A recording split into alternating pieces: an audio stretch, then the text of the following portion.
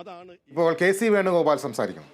കന്യാകുമാരിയിലെ ധ്യാനം, ഇതിനെല്ലാം ദേശീയ മാധ്യമങ്ങൾ കൊടുത്ത വലിയ ഒരു ഹൈപ്പ്.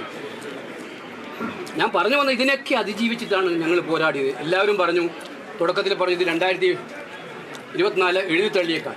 പക്ഷേ എഴുതി തള്ളാവുന്നതല്ല. കോൺഗ്രസും ഇന്ത്യ സഖ്യവും അതിൻ്റെ ചരിത്രത്തിലെ എല്ലാ പ്രതിസന്ധികളെയും അതിജീവിച്ചുകൊണ്ട് ഏറ്റവും ഉജ്ജ്വലമായ പോരാട്ടം നടത്തി. ഇന്ത്യയിലെ കോൺഗ്രസ്സുകാരോട് അതിനുള്ള നന്ദി വളരെ വലുതാണ്. രാഹുൽ ഗാന്ധിയും മല്ലികാർജ്ജുന ഖാർഗെയും പ്രിയങ്ക ഗാന്ധിയും സോണിയാഗാന്ധിയും നയിച്ച കോൺഗ്രസിൻ്റെ പോരാട്ടം ഔജ്വലമായ പോരാട്ടമാണ് ഞങ്ങളുടെ സംസ്ഥാനങ്ങൾ നടത്തിയത്. ഭീകരണത്തിന് അവകാശവാദം ഉന്നയിക്കുമോ കോൺഗ്രസ് ആണ് പ്രതിപക്ഷ നിരയിലെ ഏറ്റവും വലിയ ഒറ്റക്കക്ഷിയായി മാറിയത്. ഞങ്ങൾ തിടുക്കത്തിൽ ഒരു തീരുമാനം എടുക്കാൻ ഉദ്ദേശിക്കുന്നില്ല. റിസൾട്ടിൻ്റെ അന്തിമമായ റിസൾട്ട് വരട്ടെ. പക്ഷെ എന്തായാലും ഒരു കാര്യം ഉറപ്പാണ്, നമ്മളെല്ലാം ഭയപ്പെട്ടതുപോലെ ഇന്ത്യയിൽ ഭരണഘടന മാറ്റാൻ ആർക്കും കഴിയില്ല. ഇന്ത്യയിൽ അതുപോലുള്ള കരിനിയമങ്ങൾ കൊണ്ടുവരാൻ ആർക്കും കഴിയില്ല. ഇന്ത്യയിലെ ജനങ്ങളെ ഇതുപോലെ ED-യെയും CBI-യെയും വെച്ച് പീഡിപ്പിക്കാൻ ആർക്കും കഴിയില്ല.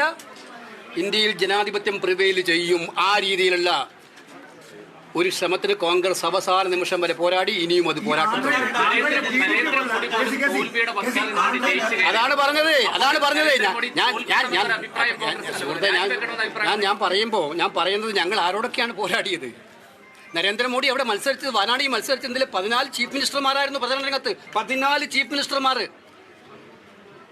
കംപ്ലീറ്റ് ഒഫീഷ്യൽ മിഷണറി, ഇന്ത്യയിലെ മൊത്തം ഉദ്യോഗസ്ഥ മിഷണറി വാരാണസിയിലായിരുന്നു.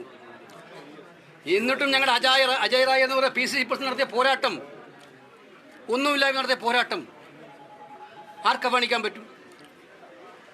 എനിക്ക് ഇനിയെങ്കിലും. പിന്നെ ഏറ്റവും ഒടുവിൽ എക്സിറ്റ് പോളുകൾ, എന്താണ് എക്സിറ്റ് പോളുകൾ ചെയ്തത്? എല്ലാ എക്സിറ്റ് പോളുകളും ഒരുപോലെ. അങ്ങനെ പറ്റുമോ?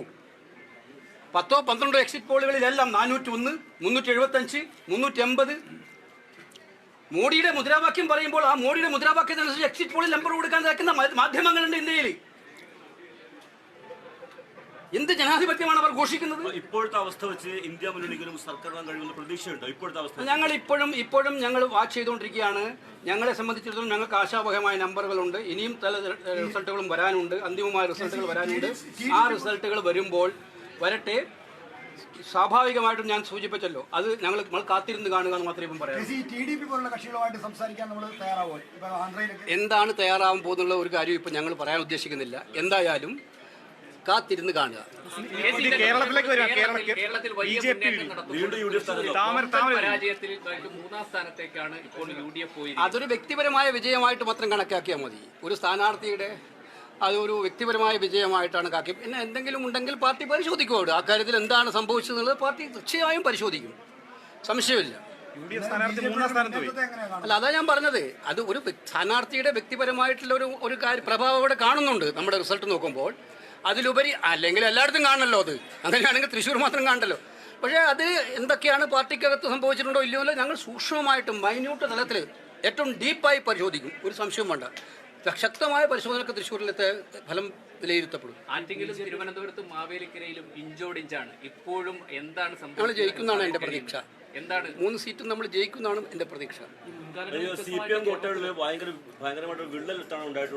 ഞാൻ നിങ്ങളോട് നേരത്തെ പറഞ്ഞല്ലോ, നമ്മൾ തമ്മിൽ ഇന്റർവ്യൂ ചെയ്യപ്പോൾ പറഞ്ഞല്ലോ, കമ്മ്യൂണിസ്റ്റുകാരുടെ വോട്ടുകൾ ഇപ്രാവശ്യം പൂർണ്ണമായും CPM-നെ നിലനിർത്താൻ പറ്റില്ല.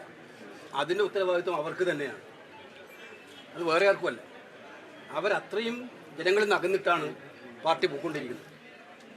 അതിന്റെ ഫലമായിട്ടാണ് അവർ നമ്മളിപ്പോൾ ഞങ്ങളെ ചീത്ത പറയുമെങ്കിലും ഞങ്ങളുടെ മേൽവിലാസത്തിലാണ്. ഞങ്ങളും DMK-യും കൂടെ മുന്നണിയിലാണ്. 2 തമിഴ്നാട്ടിലും രാജസ്ഥാനിലെ സിക്കറിലും ഒക്കെ തന്നെ